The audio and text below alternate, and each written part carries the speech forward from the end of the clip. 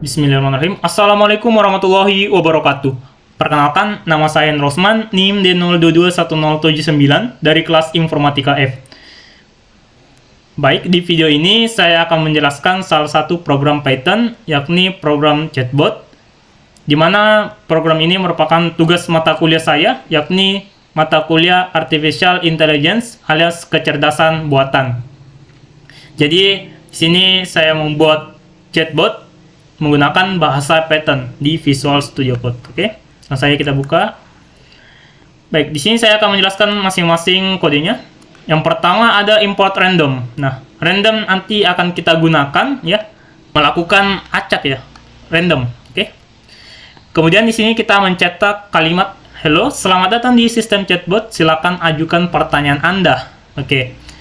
Dan di bawahnya ada variable responses, di mana variable responses ini menampung dictionary, yakni ada key and value. Di sini ada 21 pertanyaan, dengan masing-masing pertanyaan itu ada 5 jawaban. Artinya ada 21 key dan masing-masing key menampung 5 value. Oke. Di bawahnya ada sebuah function ya, dep response user message. Oke, dari user message ini merupakan parameternya ya, dimana nantinya ini ada sebuah variabel di bawah ya. Oke, saya jelaskan dulu. Di sini ada percabangan ya, percabangan if else. Jadi bacanya ini, jika user message in response ya, artinya apa yang diinputkan nantinya itu ada di dalam response atau sesuai dengan key yang di dictionary ini, maka program akan mengembalikan random.choice akan mengembalikan jawaban secara random dari value di sini, dari value di dictionary ini. Oke. Jika tidak ada atau tidak terdapat di dalam dictionary ini ya, maka akan mengembalikan maaf, saya tidak mengerti pertanyaan Anda. Oke. Kemudian di bawahnya ada looping program atau perulangan, di mana saya menggunakan perulangan while. Nah, perulangan ini akan terus bekerja, akan terus berulang ketika dalam kondisi true. Oke. Kemudian di sini yang saya jelaskan tadi yaitu mengenai user message, yaitu sebuah variabel ya yang kita gunakan sebagai parameter di function ini. Oke. Di mana variabel ini akan menerima inputan dari user ya, Anda .lower. Mengapa saya menggunakan lower? Agar semua yang diinputkan oleh user akan menjadi huruf kecil ya, agar sesuai dengan key-nya. Kemudian ada percabangan kembali jika user message .lower ya. Oke, sebenarnya di sini bisa kita hilangkan saja sebenarnya. Oke. Sama dengan exit ya, maka program akan keluar ya, akan break ya. Dimana dengan kalimat chatbot, terima kasih telah menggunakan layanan chatbot kami. Oke. Kemudian di sini bot response ya. Responsnya itu berasal dari user message ya. Oke, ini tadi berhubungan ya di sini user message-nya. Kemudian print chatbot ya. Ini akan mengembalikan nilai ininya tadi dari user message-nya. Oke.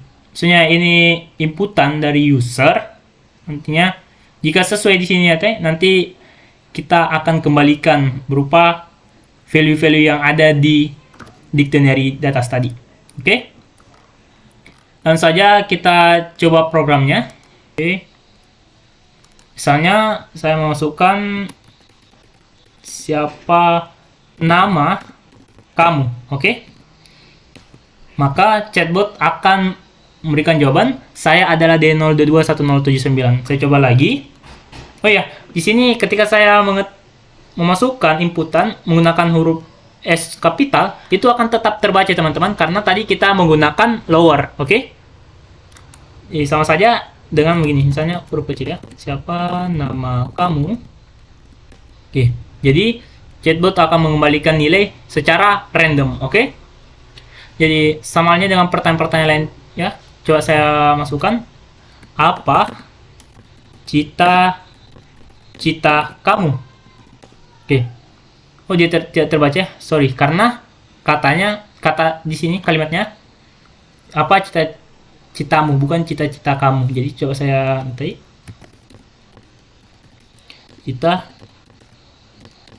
citamu. Oke. Nah, cita-cita saya adalah menjadi tentara misalnya. Nah, untuk mengatasi masalah ini ya teman-teman, ya untuk misalnya kan di sini tadi ini tidak terbaca karena seharusnya kita mengetikkan kata kamu ya, cita-cita kamu. Nah, oleh karena itu saya sudah mempunyai program kedua, di mana program kedua ini nantinya akan mentoleransi atau menerima dengan batasan-batasan tertentu. Oke, baik teman-teman, langsung saja kita masuk ke program selanjutnya ya. Jadi program ini sebenarnya hampir sama dengan program sebelumnya, tapi di sini kita menggunakan sebuah library ya, yakni library Levenshtein ya. Selain dari random tadi, kita menggunakan Levenshtein. Nah, di mana untuk menggunakan library ini kita harus menginstalnya terlebih dahulu di command prompt, oke? Nah, untuk menginstalnya kita hanya perlu mengetikkan pip ya, install Python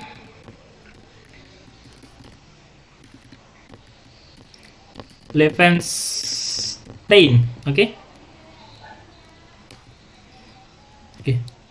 Jadi di sini akan muncul recommended already. Oke, jadi karena sebelumnya saya sudah menginstal library ini, jadi teman-teman yang mau menginstal silakan diinstal, oke. Kembali ke program tadi. Selanjutnya di bawahnya ada print, halo selamat datang di sistem chatbot, oke, sama seperti tadi ya. Kita cetak kalimat ini untuk di awal programnya. Kemudian respons ini sama halnya tadi program sebelumnya yang menampung ya key and value. Ada 20 pertanyaan dengan masing-masing 5 jawabannya, oke. Kemudian di sini ada variable threshold. Nah, variable threshold ini akan menampung ya set ambang batas jarak. Nah, di mana kita peroleh batas jarak ini? Itu kita gunakan tadi dari library Levenshtein ini. Jadi sebenarnya bebas sih sebenarnya di variabelnya ini, asal nantinya sama di sini ya. Di sini, oke.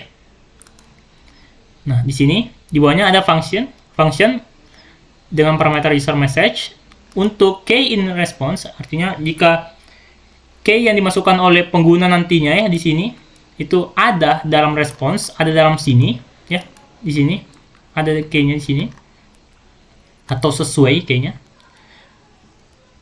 Kemudian jika Levenshtein distance key user message itu kurang atau sama dengan, ada operator perbandingan di sini ya, kurang atau sama dengan threshold, artinya jika kurang atau sama dengan 1 ya, maka akan mengembalikan nilai value-nya, akan memberikan value yang ada di sini ya, response k, oke.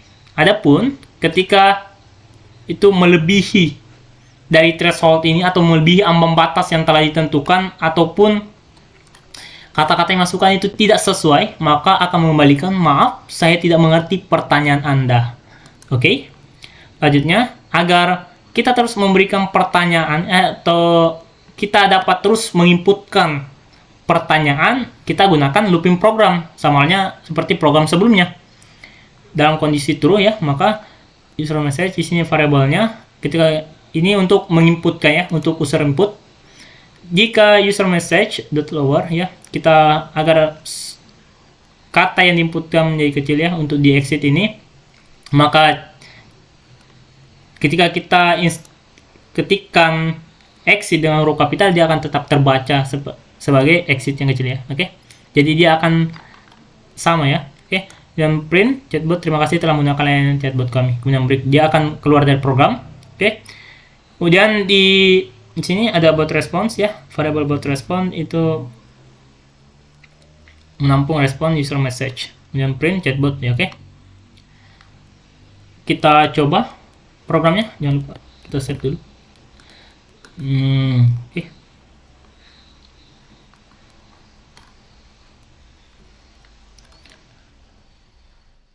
Oke, baik. Di sini, misalnya saya coba masukkan siapa nama kamu. Oke, harusnya benar ya. Aku adalah D021079. Oke, kita tadi menyetingnya thresholdnya 1 ya. Misalnya kita lupa atau kita hanya memberikan pertanyaan tanpa tanda tanya, seharusnya program bisa menangkapnya karena kita memberikan tadi batas jaraknya itu 1 ya. Oke, dia membaca. Jadi saya Rosman, NIM D02211079. Jadi jika ada satu kesalahan kata atau kita lupa atau tidak kita inputkan, maka tetap akan terbaca. Misalnya begini, ya, siap nama kamu. Seharusnya dia bisa menjawab ya teman-teman. Saya adalah D02211079.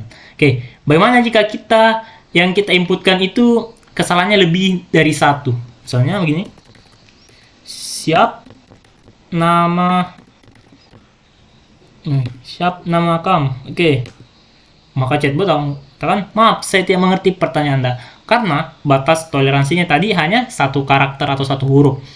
Coba kita ubah menjadi 3 misalnya. Oke, kita running. Jadi batasnya ada 3 kesalahannya, sampai 3 kesalahan karakter atau huruf. Misalnya siapa, kita lebihkan misalnya siapa nama kamu. Oke, dia bisa menjawab teman-teman. Oke, lanjutkan, ini hanya 1 ya. Coba kita tes sampai 3. Oke, 3. Jadi ada 3 kesalahan di sini ya. Siapa nama kamu? Oke, dia masih bisa menjawab teman-teman. Siapa nama kamu? Coba kita kurangi ya. Kesalahan itu kita tidak mengetikkan kalimatnya secara utuh ya. Misalnya siapa nama kamu. Dia tetap bisa menjawab teman-teman.